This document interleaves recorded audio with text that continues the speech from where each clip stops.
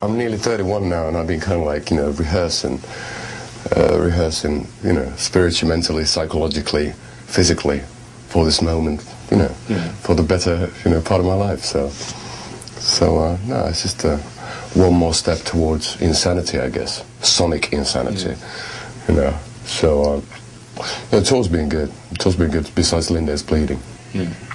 It's so funny, actually, on the internet, there's like a lot of rumors that he's like a, full-blown cocaine, meth addict or whatever, but we were just laughing our asses off because of that. But no, everything's good. It's just, it's been very, very different for the band, at least for me, because it's the first tour, a long tour I've been doing sober. So that's a big difference, and it also, has mellowed the rest of the guys out a lot as well, so we're not partying that much, rather concentrating on music.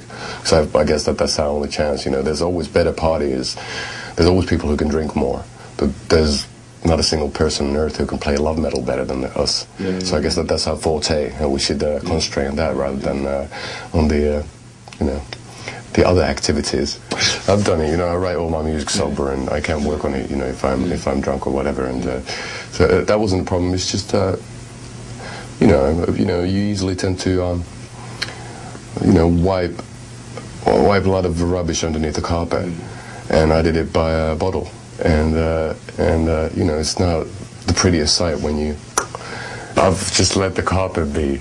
I let the magic carpet ride, the black magic carpet ride happen when I got back home in Finland and start writing new stuff on my guitar. Also, when you just when it gathers up, it takes a long time to clean it up as well. A little tiny bits of piece you have to separate and, put into the right places, decide what you're going to throw in the bin and where you're going to save and archive.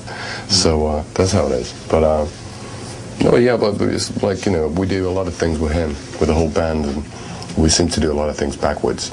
So that's one of them things. I kind of like, for the last 10 years have been my last 10 years, and these are my mid next 10 years, if you know what I'm saying. It's just, I'm, feeling good, rejuvenated, feel like, starting back from late 90s, something. Like all of this was just a very vivid, dreamlike sequence, dream within a dream, as Edgar Allan Poe once wrote down.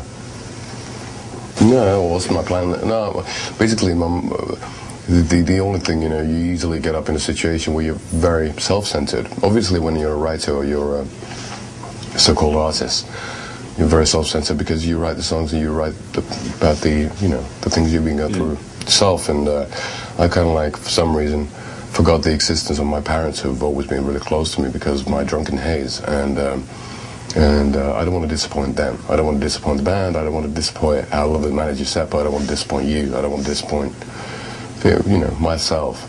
I just, if I'd be a slave to, a bottle, that would be not necessarily the most, exciting way to go. Everybody can do that. I'd rather be, electrocuted on stage, I guess that'd be like cooler. Like that. I'm writing bits and pieces all the time, but usually, when we keep on traveling, we're in a different hotel room, every other day, so it's fairly hard to concentrate on finishing a song. But a lot of little, I'm, rambling on, just writing things down, and a couple of melodies here and there. Usually when I get the time to relax back at home, that's when I start writing new stuff. But I got ideas for maybe about like 12 songs or something.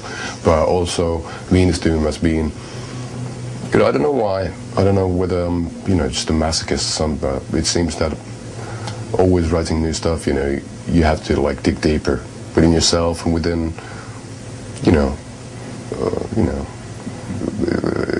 have stronger lenses to look through, and add the stuff underneath the carpet. So I'm afraid to go there,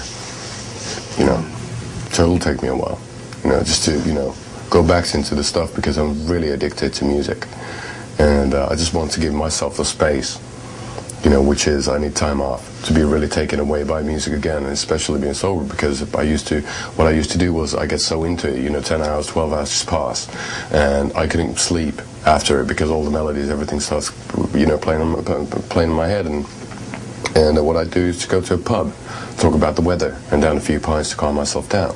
So that's something, I don't want to do now. So it's going to be a very intriguing thing. Because now, for the first time after 99, I'm starting to work in my sleep as well.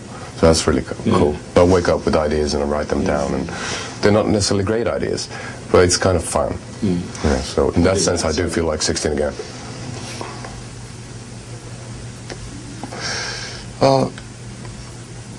Well, I'm thinking about it like an itch that never goes away.